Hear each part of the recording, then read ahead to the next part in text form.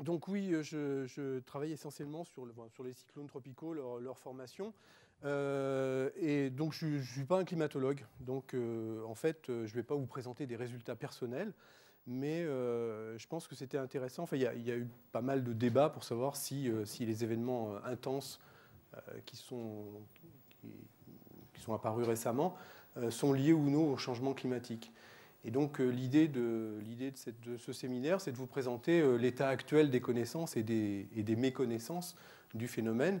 Et puis pourquoi parler seulement des cyclones tropicaux? Donc j'ai essayé d'étendre ça aussi aux tempêtes des latitudes moyennes, qu'on appelle aussi cyclones extratropicaux ou cyclones des latitudes moyennes, dans ce cadre-là. Alors en fait, j'ai fait un peu de teasing en parlant de changement climatique parce que je n'en parlerai qu'à la fin. La raison, c'est que si on veut comprendre comment les cyclones et les tempêtes évoluent dans le changement climatique, il faut d'abord comprendre comment les cyclones et les tempêtes se produisent actuellement et comment elles varient naturellement et quel est l'impact de l'influence humaine, donc anthropique, sur le changement climatique et par conséquent sur les tempêtes. Alors, vous avez tous entendu parler des événements récents. Donc c'est des cyclones, tempêtes qui ont provoqué pas mal de dégâts. Donc deux cyclones tropicaux, Katrina sur la Nouvelle-Orléans en août 2005, c'est plus de 1000 personnes décédées. Et la facture la plus importante pour les assurances, c'est environ 150 milliards de dollars de dégâts. Nargis en 2008, c'est un cyclone assez peu fréquent qui arrive sur la Birmanie et qui noie en gros un quart du pays. Alors là, ce n'est pas en milliards de dollars que ça coûte. Il y a probablement eu des dizaines de milliers de victimes, mais c'est très difficile à savoir. Parce que le régime birman n'est pas connu pour sa grande transparence. Et puis deux événements des latitudes moyennes. Klaus, qui s'est passé... pourquoi non, c'est en 2009, ça. L'événement Klaus, donc le 20... Non, j'ai un copier-coller malheureux qui a... Pardon, bon, voilà, Klaus en 2009. Alors, c'est une tempête du style de celles qui sont passées sur la France en 1999 et qui a eu des conséquences, alors pas des conséquences dramatiques en termes de pertes en vie humaine, il y a eu quand même quelques victimes, mais surtout une dévastation importante de la forêt des Landes. Et puis, plus récemment, l'année dernière, enfin cette année, en début d'année, Xynthia qui est passé sur la côte atlantique et qui a noyé la Faute-sur-Mer. Sous quelques mètres d'eau avec pas mal de victimes. Donc c'est des événements intenses et à chaque fois, dans les médias, vous avez entendu dire est-ce que le réchauffement climatique est la conséquence de ça? Voilà, donc on va essayer de voir un peu comment ça fonctionne.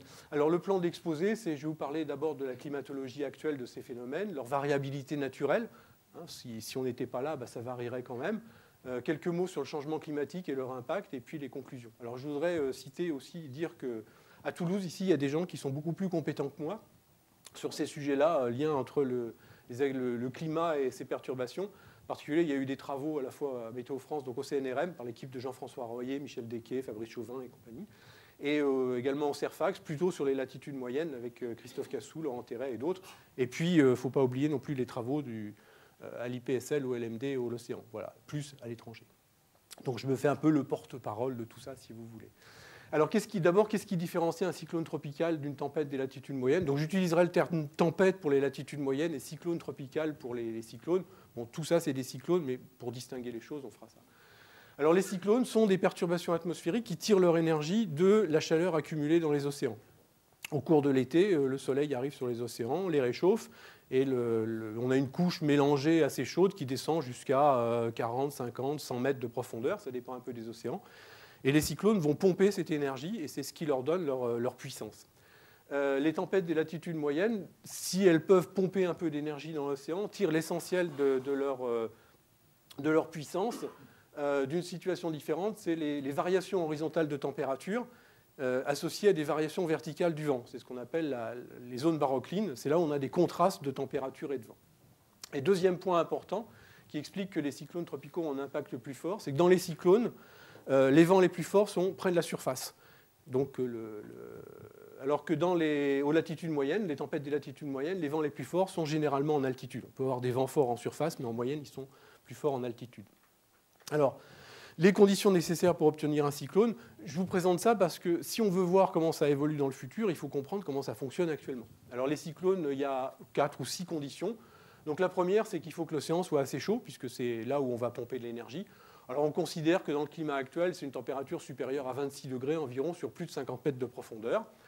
Deuxièmement, le vent ne doit pas trop varier en altitude, c'est ce qu'on appelle le cisaillement de vent. Donc la variation du vent ne doit pas être, le vent doit être faible et il ne doit pas varier en altitude, ni en force, ni en direction. Pourquoi? Parce que si vous prenez un tourbillon et que vous avez un vent variable, le tourbillon va s'incliner et les interactions entre les différentes parties du tourbillon sont destructives, donc on ne peut pas le maintenir. Pour maintenir un beau tourbillon comme un cyclone longtemps, il ne faut pas que le vent varie en altitude. Troisième condition, il faut que la troposphère, c'est-à-dire la couche dans laquelle se développe la météo, entre 0 et 15 000 mètres d'altitude sous les tropiques, soit suffisamment humide, surtout entre 4 et 8 km, parce qu'il ne faut pas qu'il y ait d'évaporation, de précipitation dans de l'air sec, qui va ensuite amener de l'air froid en surface et qui refroidirait le cyclone. Ça marche. Le cyclone, c'est un phénomène qui aime bien la chaleur et l'humidité et qui déteste le froid et le sec. Voilà. Donc, et si on a des couches sèches, ça ne marche pas très bien. Quatrième condition, il faut pouvoir booster tout ça et il faut récupérer un peu de mouvement de rotation de la planète. Donc ça veut dire qu'il faut en gros être à une latitude supérieure à 5 degrés. Et puis il faut qu'il y ait quelque chose qui permette le développement de cette circulation cyclonique et donc une association avec des perturbations. Là, c'est sur l'Atlantique, ce sont les ondes d'Est, les perturbations émises par la mousson africaine. Et puis dernière condition, il faut qu'on puisse évacuer tout ça en altitude. Donc, s'il y a un mouvement divergent et anticyclonique en altitude, ça va aider à faciliter la circulation verticale. Donc, on a souvent l'association des cyclones avec des grands panaches de cirrus. Vous avez un exemple ici. Alors ça, ce n'est pas suffisant parce qu'il faut en plus que ça démarre. Donc, les conditions de formation, même si les conditions sont présentes, ce n'est pas dit qu'on aura un cyclone tropical. Et donc, pour avoir un cyclone, il faut passer par les différentes phases. Perturbation tropicale au début, c'est-à-dire un amas de convection. Dépression tropicale, c'est la présence d'une circulation fermée. Alors, la taille de ces trucs-là, c'est quelques centaines de kilomètres. Puis, une tempête tropicale où les vents dépassent les 17 mètres par seconde. Et enfin, le cyclone tropical, quand on a formation d'un œil. Alors, cyclone tropical, ça se dit aussi ouragan ou typhon, c'est la même chose. C'est le même terme. Alors, la climatologie des cyclones tropicaux, il y a des différents bassins. Le bassin le plus actif, c'est le Pacifique Nord-Ouest, 26 tempêtes par an, 16 cyclones. Et puis après, on a des bassins qui sont à peu près équivalents. Le deuxième, c'est le Pacifique Est, 17 tempêtes, 9 cyclones. Et puis des bassins à peu près équivalents, l'Atlantique Nord, le sud de l'océan Indien et le Pacifique Sud. Alors évidemment, on entend beaucoup plus parler de l'Atlantique Nord parce qu'il y a les États-Unis ici. Et la puissance médiatique des États-Unis est largement supérieure à celle de Madagascar, par exemple. Mais enfin, ça ne veut pas dire qu'il n'y a pas de phénomène. Et tous les ans, à Madagascar, il y a des dizaines, voire des centaines de victimes. Mais bon, ça n'intéresse pas grand monde parce que c'est loin des zones médiatiques. Voilà. Alors en moyenne, tous les ans, on a à peu près 80-90 tempêtes tropicales, dont la moitié à peu près deviennent des cyclones tropicaux. Le bouton rouge. Je ne vais pas me le mettre dans l'œil. Voilà. Donc la moitié deviennent des cyclones tropicaux. Ça varie pas beaucoup. Ça peut varier sur les différents bassins. Si maintenant on passe à ce qui se passe aux latitudes moyennes, là, aux latitudes moyennes, la condition nécessaire pour obtenir une tempête, c'est ce genre de choses. Donc vous avez ici la latitude, on part de l'équateur, puis on va vers le pôle. Là, c'est l'altitude, on va de la surface jusqu'à 18 000 mètres d'altitude. Et puis les couleurs représentent les températures. Alors naturellement, il fait plus chaud aux latitudes tropicales qu'aux latitudes polaires. Donc on a ici ce qu'on appelle un gradient, ou une zone de variation rapide de la température, qui s'accompagne d'une variation du vent en altitude avec la présence d'un courant de jet. Alors, on ne va pas vous faire un cours de météo, mais enfin, c'est ce qu'on appelle l'équilibre géostrophique ou un équilibre du vent thermique. C'est à cause de la rotation de la Terre, toute variation de température doit s'accompagner d'une variation du vent. Et ça, c'est présence d'un courant de jet et présence de gradient de vent, c'est ce qu'on appelle la zone barocline. C'est là où les tempêtes vont naître. Alors, comment ça naît, les tempêtes ? Bon, là aussi, on va faire rapide. Disons que dans la théorie actuelle, on suppose que les perturbations cycloniques qui se situent en haute troposphère, qui existent là pour différentes raisons, jouent un rôle majeur parce que quand elles arrivent à proximité de cette zone barocline, le fait qu'elles soient associées à une circulation cyclonique forcée dans les basses couches peut amplifier tout mouvement de déformation de cette zone barocline. C'est-à-dire à partir du moment où on a une ondulation de cette zone de variation de température et qu'en altitude, il y a une perturbation qui va se passer, on peut avoir un couplage entre ces deux phénomènes et avoir une amplification. Alors le système dépressionnaire va s'intensifier, progresse vers l'est. Alors on a une déformation des lignes ici de cette variation de température. Et puis, on a une circulation verticale qui va se créer, qui va contribuer à donc, former nuages, précipitations, etc. et qui va amplifier encore plus ce mouvement de resserrement des lignes pour culminer avec ce qu'on appelle les fronts ensuite. Donc front froid ici, front chaud ici, structure caractéristique de ces perturbations des latitudes moyennes. Alors si on regarde vu de loin, ben voilà l'évolution. Donc on a cette zone barocline au début, avec ça c'est les variations de température. Vous avez l'air chaud en bas, l'air froid en haut, donc vers les latitudes tropicales et ici vers le pôle. Et puis on a cette déformation. Alors évidemment, c'est pas, tout ça c'est des stades différenciés, idéalisés. Donc on a cette déformation qui va culminer avec l'enroulement d'air froid, le passage d'air chaud, etc. Et ça s'accompagne de structures caractéristiques sur les images nuageuses. Alors on reconnaît le développement d'une perturbation des latitudes moyennes par ces différentes formes. Alors on parle de la feuille barocline, puis de la forme alors comma, ça veut dire virgule, mais enfin bon, on va peut-être un petit peu y voir une virgule. Pardon, la structure en S, puis la virgule, et puis l'occlusion. Bon, tout ça c'est un peu idéalisé, mais ici, vous avez un exemple en 2002, donc en février 2002, sur, je crois que c'est sur l'Atlantique, mais je ne suis pas sûr, où on voit donc l'évolution d'une feuille barocline, ici, d'une zone qui va se développer et qui présente cette belle structure enroulée, comme on les voit sur les images météo. Donc ça, c'est une tempête des latitudes moyennes. Voilà. Alors les tempêtes des latitudes moyennes se produisent dans des zones qu'on appelle le rail des dépressions, donc des zones privilégiées. Il y en a une sur l'Atlantique Nord, ici. Donc ça, c'est au cours de l'hiver de l'hémisphère nord, et ça, c'est l'hiver de l'hémisphère sud. Donc hiver de l'hémisphère nord, on a ce rail des dépressions ici atlantique. La même chose sur le Pacifique, à peu près pareil. Et puis sur l'hémisphère sud, on a une zone très active. Alors l'hémisphère sud est beaucoup plus symétrique autour de l'Antarctique, et donc la zone d'activité, elle se situe ici, puis elle s'étend un peu plus vers l'équateur au cours de l'hiver. Voilà, donc on a ces répartitions-là. Alors, je n'ai pas le temps ici de tout vous raconter sur les tempêtes, perturbations, mais il y en a d'autres, des perturbations cycloniques intenses qui sont intéressantes. Sur la Méditerranée, on a des structures qui ressemblent parfois à des cyclones tropicaux. Et donc, tout en dernier, si j'ai encore le temps, on se posera la question, est-ce qu'il peut y avoir des cyclones tropicaux en Méditerranée avec le changement climatique? Je ne vous réponds pas tout de suite, on verra tout à l'heure. Et puis, il y a des phénomènes aussi qui ressemblent également à des cyclones tropicaux, mais alors là, à des latitudes complètement exotiques, ici sur la mer de Barents, au nord, dans la zone arctique, on a ce genre de choses-là. Alors, bon, les processus sont à peu près les mêmes, mais se placent dans des environnements complètement différents. Bon, enfin, voilà, c'est pour dire que la séparation que je fais entre cyclone et tempête, bon, c'est un peu réducteur. Il y a d'autres phénomènes. Enfin, c'est les principaux. Alors, le climat change. Et le climat change naturellement. Même si on n'était pas là, il y aurait des variations du système climatique. La principale variation du système climatique, c'est l'ENSO, l'oscillation australe El Niño, La Niña, avec ces deux phases. Donc, on va voir ce que c'est. Ça, c'est la perturbation majeure du climat de la planète. Et ensuite, on a des perturbations qui sont, on dira, d'un degré inférieur. Alors, l'oscillation atlantique multidécennale, dont l'existence est un peu discutée, mais enfin, on pense que ça module quand même beaucoup l'activité cyclonique sur l'Atlantique. Alors, on en parle beaucoup parce que c'est l'Atlantique. Il y en a probablement d'autres ailleurs, mais je discuterai un peu celle-là. Et puis, les phénomènes qui concernent les latitudes moyennes. Ça, c'est deux modes qui sont essentiellement tropicaux.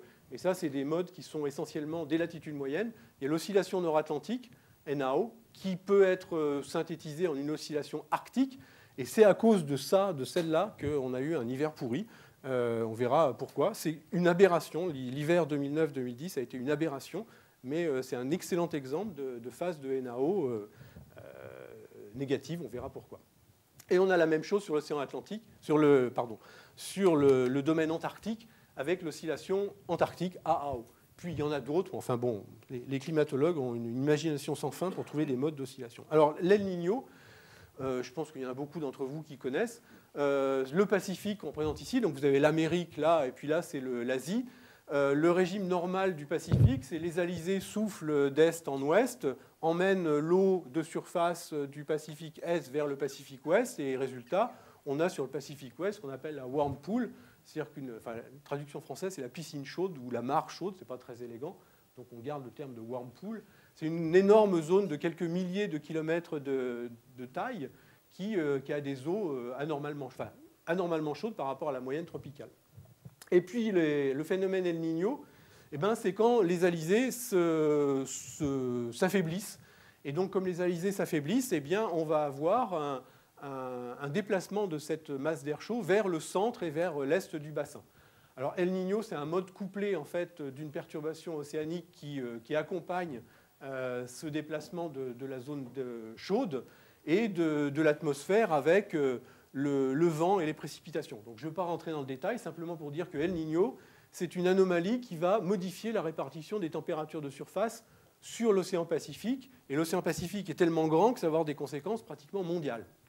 Donc El Niño, c'est réchauffement du Pacifique Est, refroidissement du Pacifique Ouest, et puis son opposé, la Niña, c'est l'inverse, c'est-à-dire que les alizés deviennent encore plus forts que d'habitude, et la whirlpool est encore plus à l'ouest, et elle est encore plus chaude, et le Pacifique Est est encore plus froid. Donc vous avez un dipôle ici, plus, moins El Niño, et moins, plus la Niña. Voilà. Alors l'indice El Niño, on quantifie El Niño par un indice de température. Bon, je ne vais pas vous dire comment c'est, enfin, on garde des températures de surface, et puis quand on a des perturbations, on a un dispositif, c'est qu'on est en phase El Niño, un indice négatif, c'est qu'on est en phase La Niña.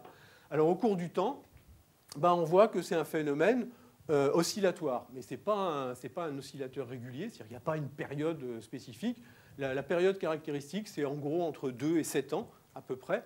Et puis, on a des phases où on a par exemple, entre 1960 et 1975, on peut constater que la Niña était plus présente qu'El Niño. Et puis, réciproquement, entre 1975 et 2000, on a constaté qu'El Niño était plus fréquent.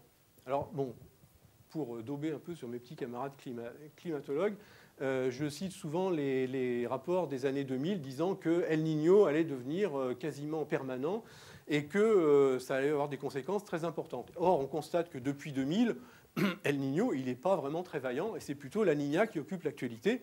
Et en particulier, là, on a un signal La Niña très fort depuis cet automne. Donc ça veut dire qu'il y a encore des choses à faire. C'est une bonne nouvelle pour notre travail, parce que si on savait tout, on ne serait pas payé pour étudier ça.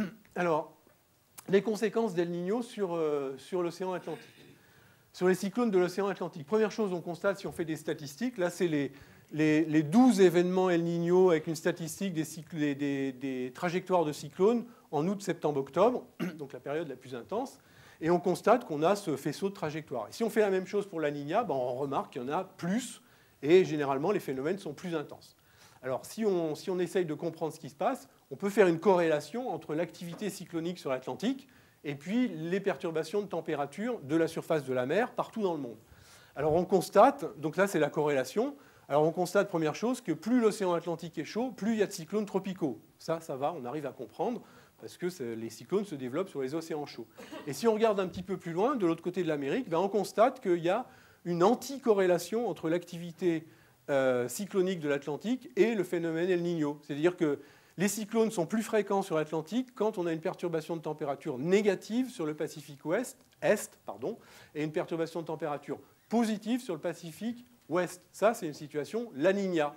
Donc les cyclones tropicaux sont favorisés pendant les phases La Niña, les cyclones tropicaux de l'Atlantique, sont favorisés pendant les phases La Niña et sont défavorisés pendant les phases El Niño. Voilà, donc on a une première modulation. Donc le premier, si on veut faire de la prévision de l'activité cyclonique, il faut regarder quelle est la phase d'El Niño. Cette année, la phase d'El Niño, c'est La Niña, et donc l'activité cyclonique sur le bassin atlantique est supérieure à la normale. Ça va, c'est ce qu'on observe. Deuxième point, il n'y a pas que la température de surface de la mer qui importe, il y a aussi le cisaillement de vent. Je vous ai dit que plus le vent change en intensité ou en direction avec l'altitude, et plus il est difficile de maintenir des tourbillons bien droits, bien équilibrés. Et si on regarde la relation entre El Niño ou La Niña et le cisaillement de vent, eh bien on constate que pendant les phases El Niño, on a un cisaillement de vent qui est plus important sur la zone qu'on représente ici, qui est la zone de développement principale des cyclones de l'Atlantique. Alors si on fait un petit schéma pour expliquer ce qui se passe, El Niño, donc vous avez ici le Pacifique Ouest, le Pacifique Est, l'Amérique du Sud, et puis l'océan Atlantique. C'est une coupe verticale, là c'est l'altitude, là c'est la longitude. El Niño, c'est un déplacement de la whirlpool. Donc vous avez des températures de surface anormalement chaudes qui sont plutôt vers le centre ou l'est du bassin Pacifique. Conséquence, on a une activité orageuse plus importante et on a des mouvements ascendants qui sont plus forts. Et les mouvements ascendants dans la troposphère, ils ne peuvent pas aller très haut, ils sont bloqués par la stratosphère. Donc ce qui monte doit redescendre à un moment ou à un autre, ou du moins doit diverger en altitude. Donc on a cette divergence d'altitude associée à El Niño. Et donc on a une branche ici qui amène des vents d'ouest anormalement forts sur l'Atlantique. Et puis il faut bien alimenter cette circulation, donc on va avoir des vents d'est anormalement forts sur l'Atlantique. Et ça crée un cisaillement de vent. Donc le fait qu'on ait sur le Pacifique une zone ascendance implique un cisaillement de vent plus fort sur l'Atlantique, et c'est essentiellement ça qui est la cause de la réduction de l'activité cyclonique sur l'Atlantique pendant la phase El Niño. Alors il n'y a pas que sur l'Atlantique que El Niño a un impact. Ça a un impact sur le Pacifique Nord-Ouest, qui est le bassin le plus actif.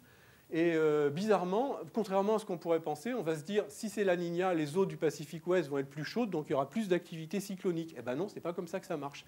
Il y a effectivement des températures de surface plus chaudes pendant la Niña, ici, mais comme la zone chaude est décalée très près de la côte, en fait, les cyclones n'ont pas le temps de se développer. Donc c'est plutôt une bonne nouvelle pour les gens qui habitent là, mais une mauvaise nouvelle pour les gens qui étudient les cyclones.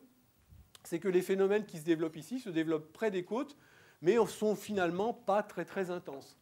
En revanche, pendant les phases El Niño, la zone d'eau chaude est décalée vers le centre du Pacifique, donc on a une zone de formation de cyclones qui est située ici.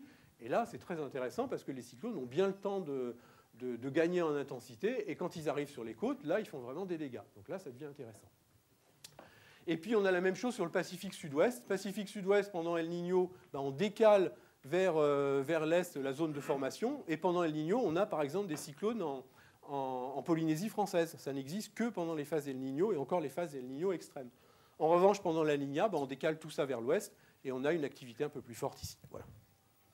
Alors, ce n'est pas suffisant pour expliquer l'évolution de l'activité cyclonique sur l'Atlantique. Il y a eu tout un foin qui a été fait par des auteurs respectés, expliquant que les cyclones tropicaux très intenses de 2005 étaient en fait la signature absolue de l'impact des activités humaines sur le changement climatique. Et ça a permis de dire, voilà, si on ne lutte pas contre le changement climatique, vous allez être punis, il va y avoir plein de cyclones sur l'Atlantique, et ça va être très grave. Et donc ça, c'est une vision extrêmement simpliste, on verra que ce n'est pas vrai. Ça ne veut pas dire que je ne crois pas au changement climatique, mais je ne crois pas que le changement climatique impose une augmentation de l'activité cyclonique sur le bassin atlantique. Voilà, il faut être précis. Sur le bassin atlantique, en gros, c'est un débat scientifique. Je dirais qu'il y a à peu près un tiers de la communauté qui pense qu'il y a effectivement une signature du changement climatique, et il y a les 2 tiers de la communauté qui pensent que c'est plutôt un phénomène naturel. Alors, qu'est-ce que c'est que ce phénomène naturel ? C'est ce qu'on appelle l'oscillation méridienne atlantique. Là non plus, je ne vais pas vous détailler ce que c'est. C'est une perturbation de la circulation thermohaline, c'est-à-dire de la circulation de l'océan entre les latitudes tropicales et les latitudes boréales extrêmes. Et dans cette phase de l'oscillation méridienne atlantique, on a une augmentation de la température de surface de l'océan. Alors ça, c'est la phase positive. Évidemment, dans la phase négative, la température diminue. Donc on a en particulier une augmentation forte de la température de surface là où les cyclones se développent. Et si on regarde l'indice de l'oscillation méridienne, alors on constate que, en gros, on avait une phase négative qui a duré à peu près de 1960 jusqu'à 1995. C'est-à-dire que les températures de la surface océanique ici, au cours de cette période-là, ont été anormalement basses. Et depuis 1995, on a des températures qui sont anormalement chaudes. Mais ces anomalies ne sont pas anormales quand on les replace dans un contexte séculaire. Vous pouvez constater qu'entre, en gros, 1930 et 1960, on avait à peu près les mêmes températures, et puis probablement la même chose entre 1860 et 1900, et puis une phase négative ici entre 1900 et 1930. Et si on regarde ce qui se passe sur les cyclones tropicaux, alors comment est-ce qu'on quantifie l'activité des cyclones ? On peut les compter, mais ce n'est pas très malin. On peut compter le nombre de jours de cyclones, mais là aussi, ça ne différencie pas entre les événements intenses et ceux qui le sont moins. En fait, le mieux, c'est de calculer une espèce d'intégrale de l'énergie des cyclones. Bon, on ne va pas rentrer dans le détail, mais là, vous faites la somme du carré des vitesses maximum des cyclones pour chaque cyclone pendant toute la saison. Et puis, vous exprimez ça en une unité qui est particulièrement agréable, c'est le 10 puissance 4 nœuds au carré. C'est bien anglo-saxon, ça, comme unité. Et vous avez cette courbe-là. Alors, on va regarder ce qui se passe à peu près depuis 1945. Depuis 1945, on a confiance dans les données. Avant, absolument pas. Et on constate que l'activité cyclonique a suivi cette phase-là, et il y a quand même une assez bonne corrélation entre la période d'activité cyclonique faible sur l'Atlantique entre 1960 et 1995 et le regain d'activité depuis 1995. Donc on pense que c'est relativement corrélé, et ce n'est pas la peine d'aller chercher le changement climatique, c'est plutôt une oscillation de ce type-là. Alors si on fait la même chose sur tous les bassins, comment évoluer l'activité cyclonique, donc toujours avec cette énergie cyclonique accumulée, eh bien on a ce genre de choses. Donc sur le bassin atlantique, vous voyez que alors, les dates ne sont pas particulièrement lisibles. Là, on est en 1960, 70, 80, 90, 95, 2000, etc. Donc en gros, sur l'Atlantique, il y a eu une phase de décroissance, puis d'augmentation de l'activité. Alors comme je vous ai dit, les médias américains sont particulièrement puissants et donc ont permis de faire passer l'idée que l'activité cyclonique augmente dans le monde entier et c'est lié au changement climatique et tout va mal. Et en fait, non, pas du tout. L'activité cyclonique a plutôt tendance à diminuer après avoir passé un pic vers les années 80 sur l'Atlantique Nord-Est, à diminuer sur le Pacifique Nord-Ouest, qui est le plus gros bassin, donc dans la statistique mondiale, ça va compter un maximum, et puis à diminuer aussi sur le sud de l'océan Indien et à diminuer sur le sud Pacifique. Donc le petit océan Atlantique ici, il a un comportement anormal. Alors c'est bien triste pour les gens qui sont autour, mais ça ne reflète pas du tout une évolution globale. On a quand même des soucis. On a quand même des soucis parce que si on veut faire de la statistique, il faut plutôt faire de la statistique sur des données fiables. Et alors ça concerne aussi bien les cyclones tropicaux que les perturbations des latitudes moyennes. En gros, on a une statistique fiable depuis qu'on a des satellites météo, c'est-à-dire depuis 1975 à peu près. Donc ça fait 35 ans à peu près de données. Avant, c'est très variable. À partir de 1850, il y a eu des observations systématiques en mer et sur les côtes. Et donc, pour certaines lignes maritimes et pour certaines côtes, on a des bonnes données. À partir de 1945, on a établi un réseau de radiosondage mondial, et puis avec des processus. Et puis, sur l'Atlantique Nord et le Pacifique Nord-Ouest, les Américains ont fait des reconnaissances aéroportées des cyclones tropicaux. Sur le Pacifique Nord-Ouest, ça s'est arrêté en 1987. Depuis 1965, on a des satellites météo défilants, mais les vraies données, c'est les satellites météo géostationnaires 1975. Alors, il faut quand même faire très attention, parce que chercher des tendances dans des bases de données inhomogènes, ça peut conduire à des choses dangereuses. Et en particulier, on sait qu'il y a des changements dans les bases de données, que ce soit des changements de données, de qualité de données, de type de données, de façon de les retrouver, qui peuvent être confondus avec des effets climatiques. Alors il y a un gros effort qui est fait, qui a accumulé vers la base de données tropicale unifiée, mais il y a encore des incertitudes. Les mesures qui n'ont pas été faites, on ne peut pas les reconstituer après. Alors, on va passer maintenant à ce qui se passe aux moyennes latitudes. Donc le mode principal de variation du climat sur l'Atlantique Nord, c'est l'oscillation nord-atlantique. L'oscillation nord-atlantique, c'est, dans sa phase positive, une augmentation de la pression, en gros un gonflement de l'anticyclone des Açores, dont on parle à la télé. Donc on va avoir une circulation anticyclonique renforcée ici, et puis un creusement de la dépression quasi permanente qui est située autour de l'Islande. Voilà. Donc on va avoir cette circulation cyclonique ici. Donc on se retrouve avec ce genre de choses. Un courant jet ici qui va être renforcé, un petit peu décalé vers le nord, et puis une circulation cyclonique ici. Alors ça, c'est le mode principal. Alors on peut l'étendre. En fait, l'oscillation nord-atlantique, c'est probablement qu'une des versions de ce qui peut des différents modes de l'Atlantique. On peut la relier avec un mode pacifique et puis on peut en faire un mode global. Bon, je ne vais pas vous détailler ça, mais on va se concentrer sur l'oscillation nord-atlantique simplement ici. Alors, qu'est-ce qui se passe avec l'oscillation nord-atlantique? Donc, vous avez ici une phase positive de la NAO, c'est-à-dire qu'on va amplifier l'anticyclone des Açores et creuser la dépression ici au large de l'Islande. Donc, conséquence, on va avoir une activité de tempête contrôlée par donc les courants de jet, la zone barocline qui se décale vers le nord, qui va être plus importante que la normale et qui va arroser plutôt l'Europe du Nord ici. Et par voie de conséquence, on va avoir des descentes d'air froid sur le Labrador. Et puis, la Méditerranée va se trouver complètement épargnée, va se trouver sous une extension de l'anticyclone des Açores et va donner des conditions très sèches. Donc, NAO positif, c'est toutes les tempêtes pour la Scandinavie et la Méditerranée au régime sec. La situation inverse, NAO négatif, alors ça, c'est la situation de l'hiver 2009-2010. Pourquoi il a fait un temps pourri ici? Parce que l'anticyclone des Açores s'effondre, enfin diminue et se décale vers le sud. Pareil, la dépression ici islandaise se décale vers le sud. Donc le courant de jet et les perturbations arrivent droit sur la Méditerranée. Et ça, si vous regardez les images satellites de l'hiver dernier, c'était comme ça, sans arrêt. Et puis en conséquence, ici on a une situation pseudo-anticyclonique qui ramène l'air très froid venu de Sibérie sur le nord de l'Europe. Et c'est pour ça qu'on avait des températures aussi froides. Donc ce mode de variation ici, on peut le quantifier également, et on a donc ces phases de la NAO. Alors là aussi, il y a quelque chose d'intéressant, c'est qu'on voit qu'à partir de 1970-80, on est passé à une phase de NAO positive très marquée. Et là aussi, nos amis climatologues nous ont dit « Ah, c'est normal, NAO positif, c'est une signature de changement climatique, donc il faut s'attendre à ces situations dans le futur. » Et bien 2010, NAO est ici, c'est le plus fort valeur de NAO négatif depuis qu'il y a des enregistrements. Donc ça ne veut pas dire que l'évolution n'existe pas, mais ça veut dire, comme vous le constatez, qu'il y a une variabilité suffisante pour qu'une prévision à long terme ne soit pas pertinente pour dire ce qui va se passer l'année prochaine. Alors maintenant, je vais parler du changement climatique. Voilà, on y arrive. Bon.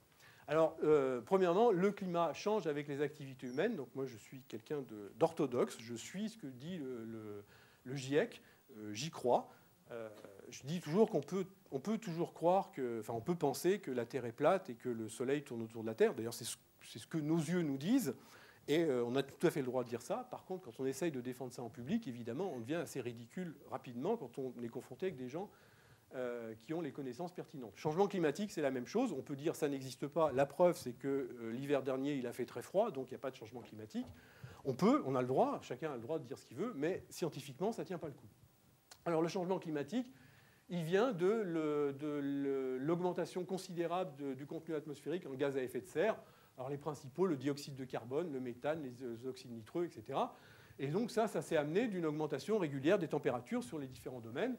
Et la preuve que c'est vrai, c'est que quand on fait des simulations avec des modèles sans mettre ces forçages anthropiques, on dit dus aux activités humaines, eh ben on n'arrive pas, c'est les courbes en bleu ici, on n'arrive pas à reproduire l'augmentation de température. Alors que quand on met ces forçages, eh bien les modèles produisent quelque chose qui ressemble à ce qu'on observe.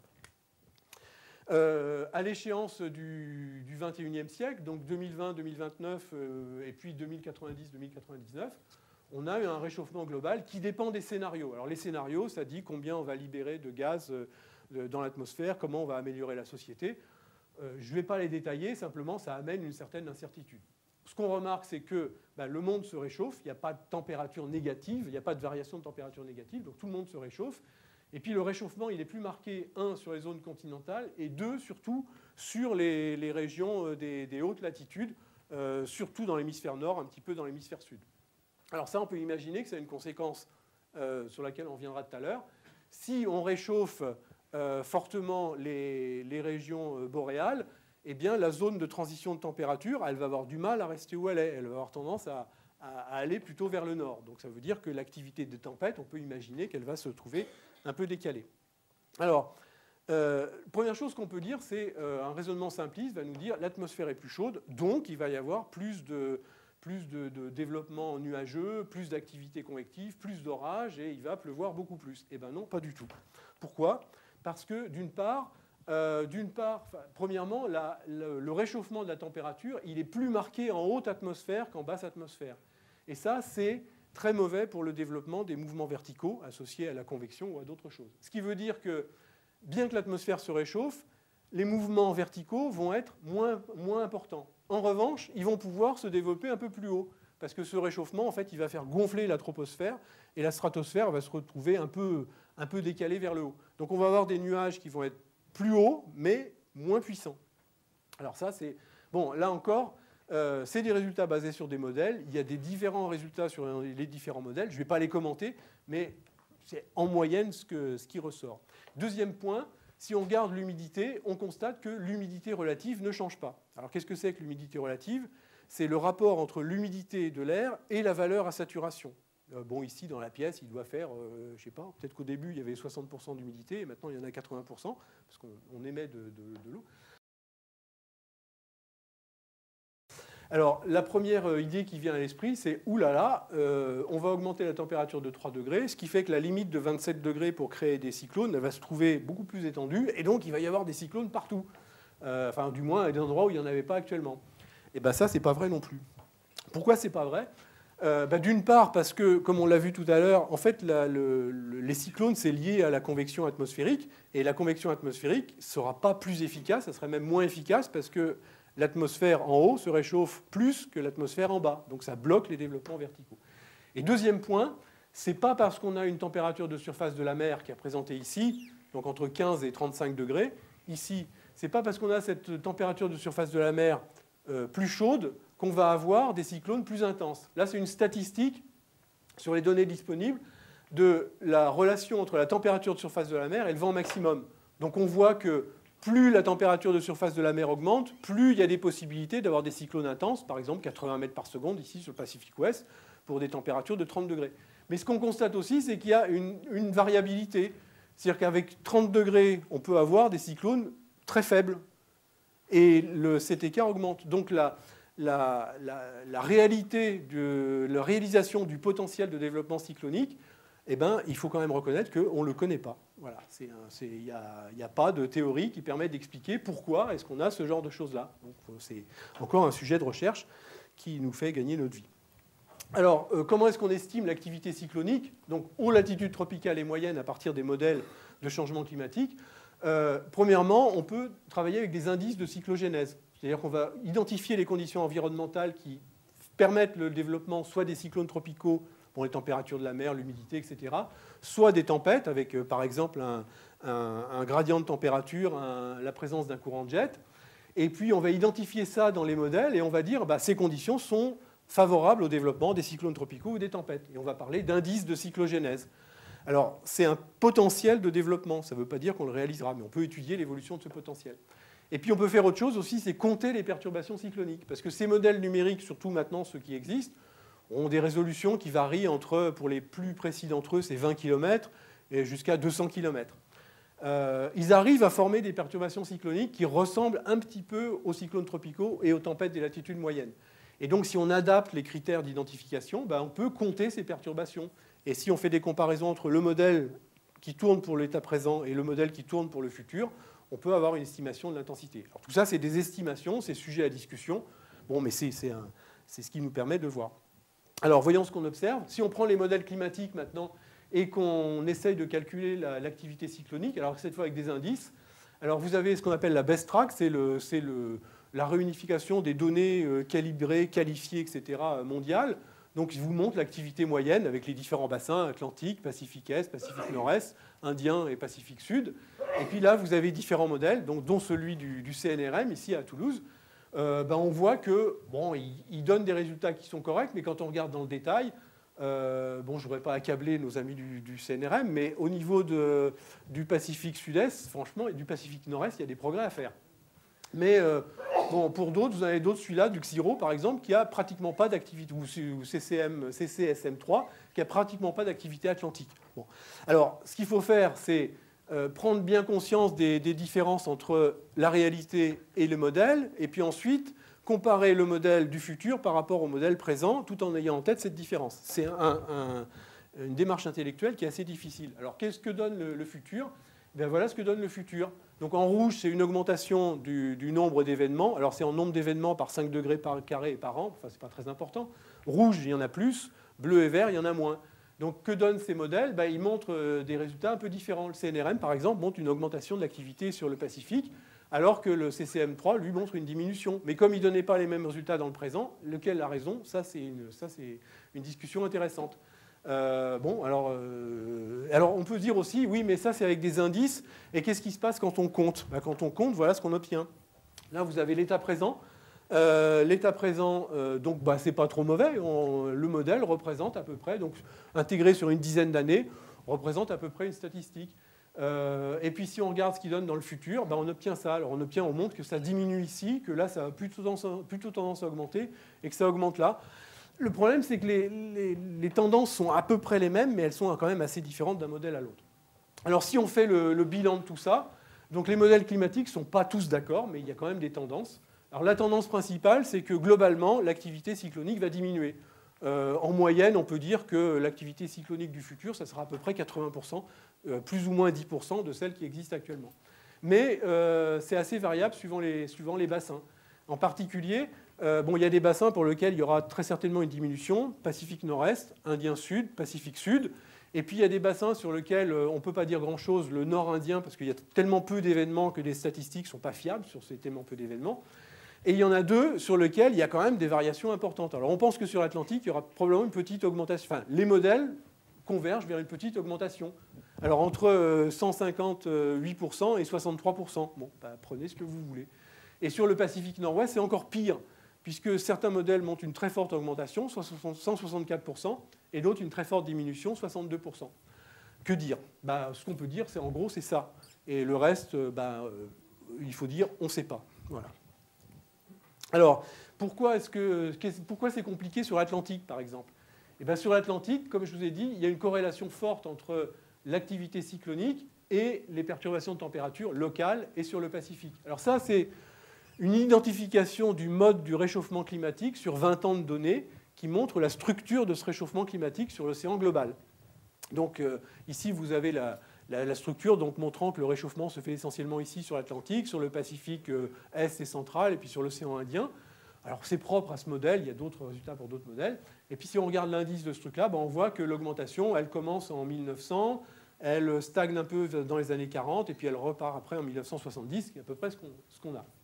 Et si on regarde après l'impact de ces perturbations de température ici, là et là, sur l'activité cyclonique du bassin atlantique, ce qu'on sait, c'est que le facteur principal, c'est le cisaillement de vent.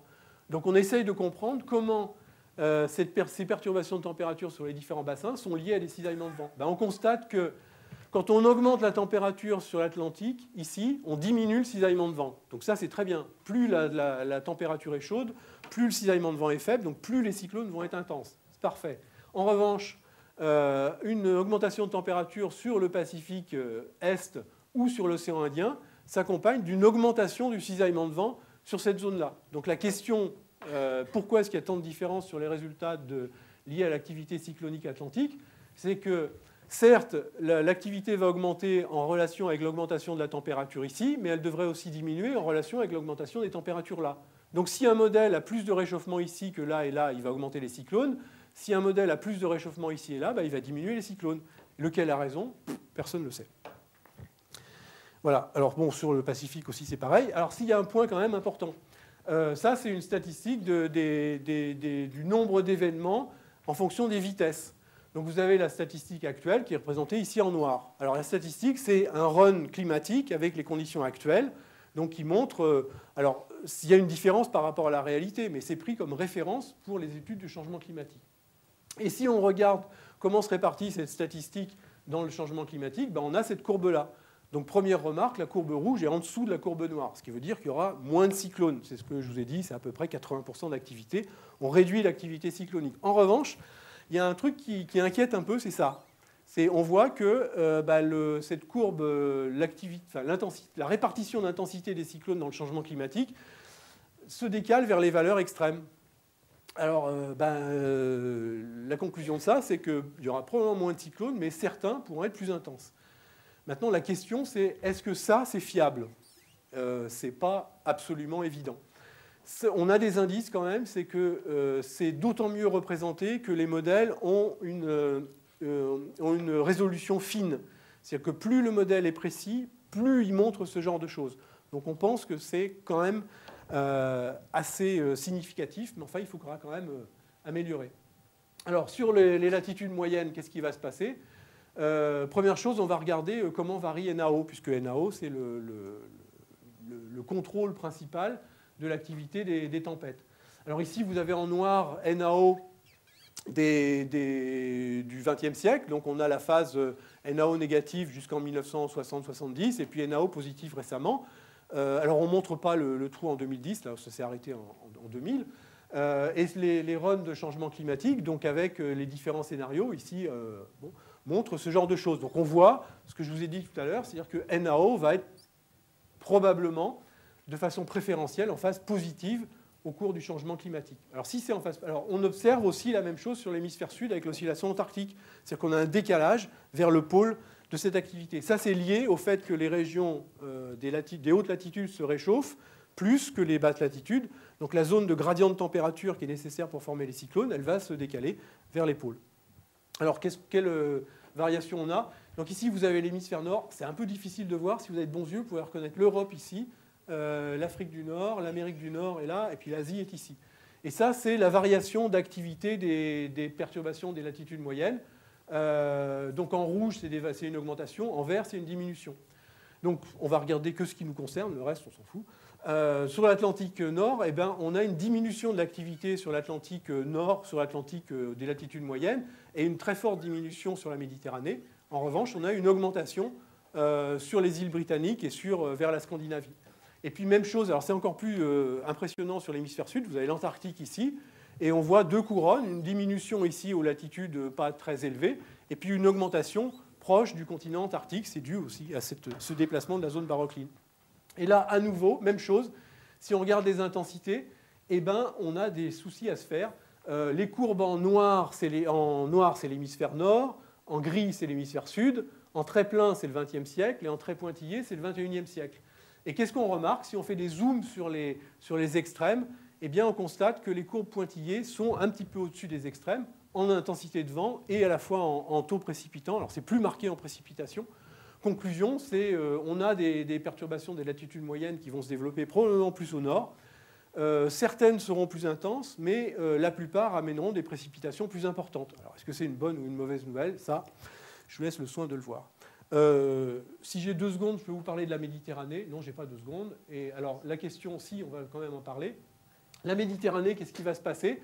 La Méditerranée, c'est compliqué parce que c'est un domaine qui est entre les latitudes subtropicales et les latitudes moyennes, qui subit l'influence anticyclonique ici, qui se situe sur l'Afrique du Nord, qui a sa propre dynamique, qui a un relief très compliqué, donc c'est un peu une horreur.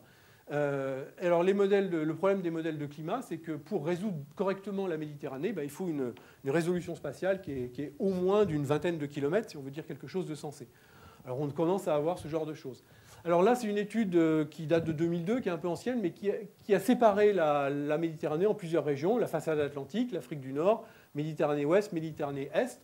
Et si on remarque ici la différence de fréquence des événements intenses, des tempêtes, entre les situations actuelles, alors l'actuel c'est contrôle, c'est avec les petites croix, et le changement climatique, c'est le petit rond, c'est le CO2, 2 régions, Atlantique Nord, le petit rond est en dessous de la petite croix, ça veut dire qu'il y aura moins d'activité sur l'Atlantique. Ça, c'est un peu ce qu'on a vu tout à l'heure, une réduction ici, puis une augmentation plus au nord. En revanche, sur la Méditerranée ouest, on constate qu'on a une augmentation ici. Donc, il est possible qu'il y ait une augmentation de l'activité cyclonique des tempêtes à cet endroit-là. Alors, la question, c'est, et alors, la Méditerranée va probablement atteindre des températures supérieures à 27 degrés au cours de l'été. La question, c'est, est-ce qu'il est possible de former des cyclones tropicaux en Méditerranée? Alors, si on regarde le détail de plusieurs modèles, bon, ça, pareil, en bleu, c'est l'état actuel avec le 5e et le 95e centile, c'est la distribution des valeurs. Et en rouge, c'est les scénarios 2 fois CO2. Eh bien, certains modèles, alors ça, c'est des modèles à haute résolution, ça, c'est des modèles à moins haute résolution. Certains modèles montrent une augmentation considérable des événements extrêmes, avec des intensités qui sont beaucoup, beaucoup plus fortes que ce qu'on a actuellement. Si on suit ces trucs-là, et si on analyse dans le détail, je n'ai pas le temps de vous le montrer, on constate que ces événements extrêmes ont des caractéristiques qui sont effectivement celles des cyclones, alors pas vraiment tropicaux, mais plutôt subtropicaux, du genre du cyclone Vince qui est passé sur l'Espagne en 2005. C'est pas exclu. Mais alors, est-ce qu'on peut dire que si 2 modèles sur 5 donnent un risque, est-ce que ce risque est avéré? Là aussi, c'est une question ouverte, donc il y a encore du travail à faire. Voilà, je résume. L'activité des tempêtes varie, et des cyclones aussi varient par la variabilité naturelle. Et le point important, c'est qu'on n'a pas suffisamment de données fiables dans le passé pour pouvoir établir vraiment des tendances, pour dire oui, il y a une augmentation, ou oui, ou non, il y a une diminution. Non, on ne sait pas. On ne sait pas si on a déjà une signature du changement climatique. En revanche, ce qu'on sait, c'est qu'on a de très belles signatures de la variabilité climatique naturelle. Et on continue à apprendre des choses dessus. Et les simulations climatiques donc, du monde, du doublement du contenu atmosphérique en dioxyde de carbone montrent plutôt... Alors, en résumé, c'est probablement une réduction globale du nombre de cyclones. Bon, de tempêtes, peut-être un petit peu moins, mais une réduction d'environ 10 à 20%. Un impact qui est quand même assez proche de ce qui se passe pendant les perturbations El Niño et pendant les phases de l'oscillation arctique et antarctique positive, donc déplacement vers le nord et puis les changements associés à El Niño. Et puis une probabilité non négligeable d'événements plus intenses en termes de vent et de précipitation. Voilà tout ce qu'on peut dire. Et alors après, c'est la dernière question, c'est quand est-ce qu'on va savoir que ça c'est vrai ou pas? Eh bien c'est difficile. C'est difficile parce que le changement climatique, ce n'est pas un long fleuve tranquille, c'est plutôt quelque chose d'assez chaotique. Et si vous regardez ici, par exemple, l'évolution des températures passées, et que si vous mettez des petits bouts, eh bien vous constatez que sur des périodes d'une dizaine d'années environ, il est impossible de trouver des tendances. Il faut un recul important. Même chose si on regarde sur ce qui se passe dans le futur. Alors ça, c'est pour des températures, mais ça pourrait aussi bien être pour des nombres de cyclones. On a des phases plutôt oscillatoires, et puis on a une tendance générale qui monte, mais il faut facilement un recul d'une cinquantaine d'années pour arriver à identifier cette tendance. Donc le recul de 50 ans, on ne l'a pas actuellement pour savoir ce qui se passe. Probablement, il faudra attendre encore une dizaine, une vingtaine d'années pour ça. Donc ça nous laisse encore pas mal de temps de travail à faire. Donc on est tous très contents. Voilà. Merci.